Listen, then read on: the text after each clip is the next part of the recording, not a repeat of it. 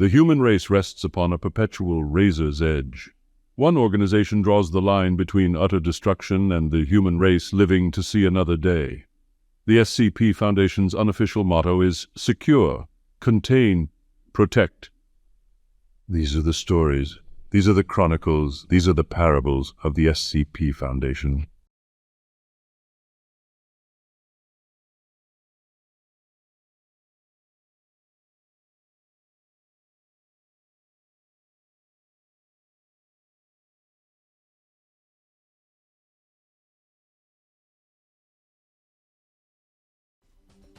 Item number SCP-010, Object Class Safe. Special Containment Procedures. The objects comprising SCP-010 are to be kept in numbered locked boxes at Site-19.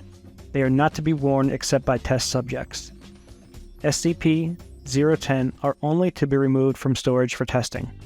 Description: SCP-010 consists of a series of 6 apparently identical cast iron collars with numbered metal tags and 1 remote control. The control is SCP-010-1. The collars are SCP-010-2 through 7. The collars contain intricate electronic components and are powered by small 5mm diameter, 2mm thick, 100-volt batteries. These batteries are rechargeable. The remote is a heavy black box resembling an old-styled handheld radio transmitter receiver with a primitive blue-white cathode ray screen and a series of more than 100 unlabeled buttons, as well as a frequency tuner. Through trial and error, the frequencies of all 6 currently found collars have been discovered. A label in Russian is stamped into the metal along with a logo consisting of workers building a pyramid.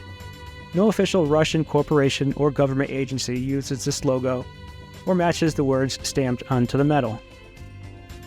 Placing the collar around the neck of a person and securing it allows one to control their every movement with the remote. It is also capable of producing an adrenal response and activating or deactivating the sympathetic nervous system. The most abnormal features of the collar is the effect they have on body morphology. They allow the user of the remote to reconfigure the shape of the victim to an extent that is apparently only limited by the knowledge of the programming language of the remote. Addendum 010-1. History. SCP-010 was discovered in the basement of a lone man in the Midwest United States after a local disappearance was connected to him. When the police raided the man's house, they found SCP-010 as well as several dead bodies. One of the bodies was identified to be the man. The others were several other missing persons. Cause of death seemed to be mass. However, there were signs of significant struggle first. Addendum 010-2. Disassemble experiment. Test 1. SCP-010-2 taken apart piecewise, the parts labeled and several photographs taken, then reassembled. Result: the reassembly SCP-010-2 continues to function. Test 2. SCP-010-8 constructed identically to SCP-010-2, but with the closest approximations available to the unreplicable components. Result: SCP-010-8 fails to function. Test 3. Unreplicable components from SCP-010-2 placed into proper locations on SCP-010-8. Result: 010-2 ceases functioning with removal of components, and SCP-010-8 begins functioning. Test 4. Components returned to SCP-010-2.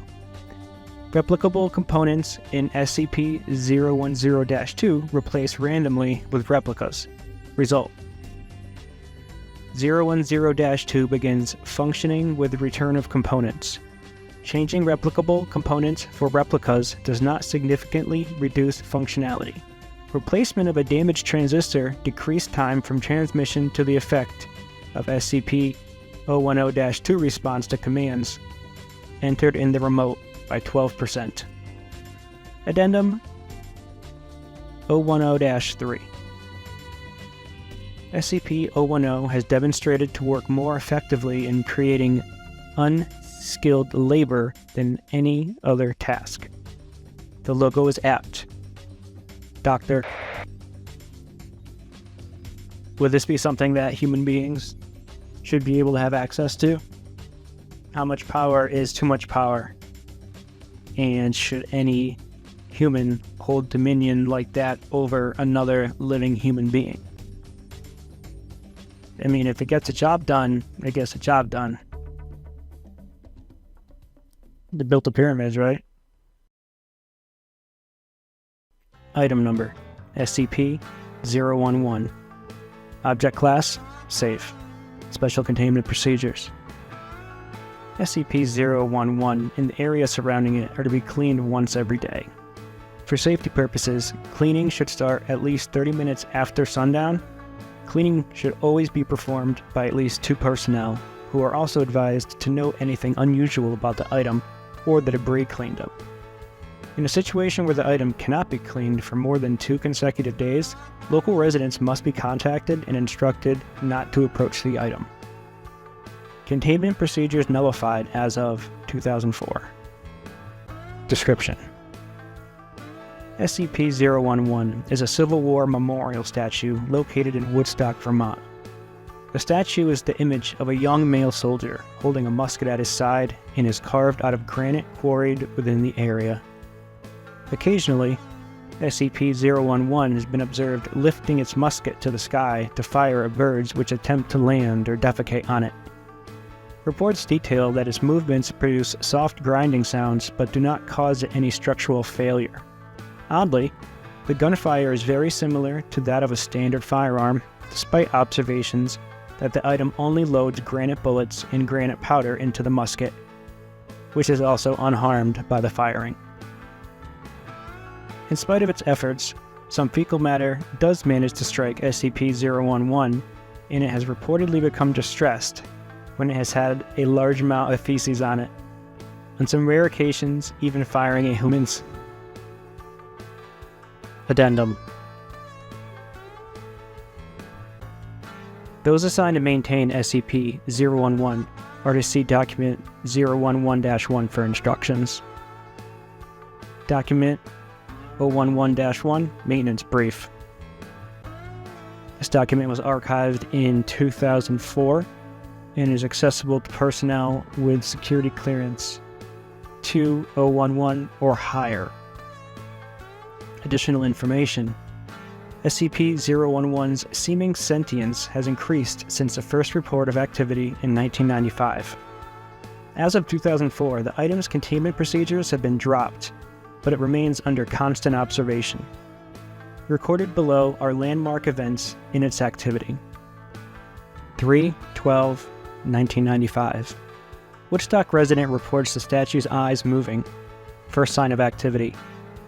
9/30/1995. Statue shoots musket for the first time. 10/9/1995. Statue begins shooting birds from the sky.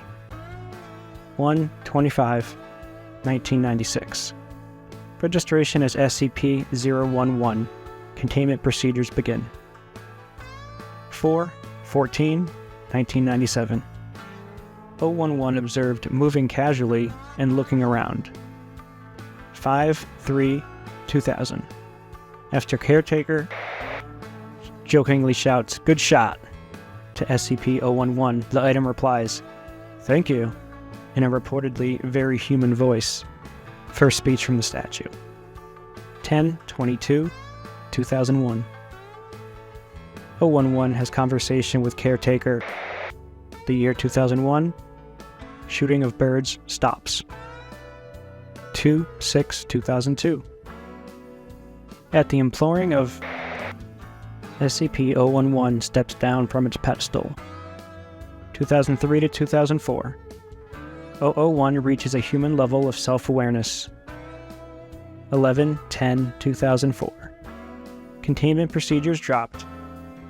Custody of SCP-011 transferred to 5/17/2005. reports that SCP-011 is romantically attracted to her. 8/29/2006. Most recent psych test reports an IQ of 133. You know, he sounds like a pretty cool dude. If you look at his track record, he just shoots birds so they don't shit on him. You know, lots of people shoot birds with even less reason than that. You know, so there's, one in his corner. He's polite. You know, you always know where he's at. He doesn't seem to go missing, So, I mean, I would love to have a statue like that in my yard. Keep the birds out. Maybe the squirrels too. And maybe become romantically involved with them. I mean, who knows? Sky's the limit.